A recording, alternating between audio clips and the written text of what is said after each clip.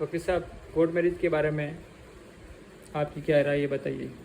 हाँ, court marriage करने के लिए आपको सबसे पहले ये तय करना है कि लड़की की एज क्या है। ये सबसे पहला कदम उठाना जरूरी है। अगर एज 18 से कम है, एक दिन भी कम है, तो आपको वो कदम नहीं उठाना है।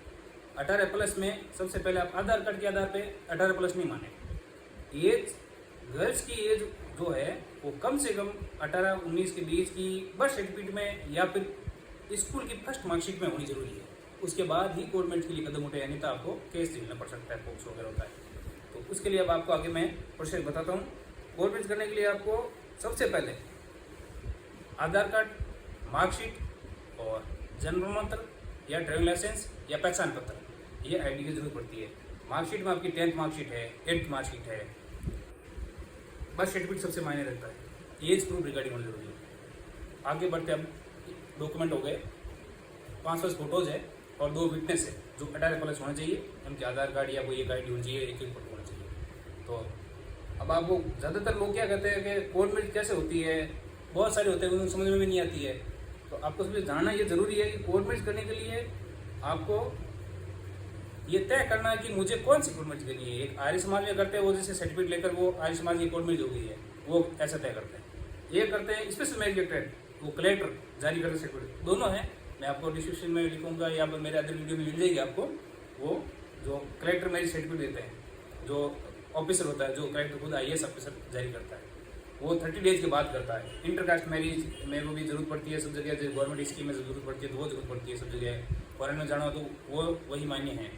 आर्य समाज में क्या है कि फिर बाद में आपको रजिस्ट्रेशन करने के लिए अब निगम में रजिस्ट्रेशन कराना पड़ता है, जैसे शादी की। तो अब आपको ये फाइनल होने के बाद अब आप चाहेंगे कि मुझे तो बस 7 डे तत्काल मैरिज हाथों हाथी करनी है, तो आपको Arya Samaj marriage best option है, कर लीजिए। उसके बाद आप प्रोटेक्शन ले लीजिए हाईकोर्ट से।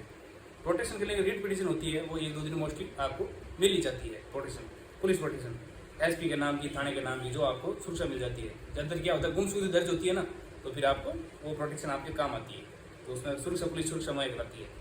उसके बाद आपको कोर्ट मैरिज में जब 30 डेज वाली स्पेशल मैरिज में करनी हो, तो सबसे पहले कपल्स जो पेश होंगे ना, उसमें लड़का लड़की कलेक्टर के सामने पेश होंगे।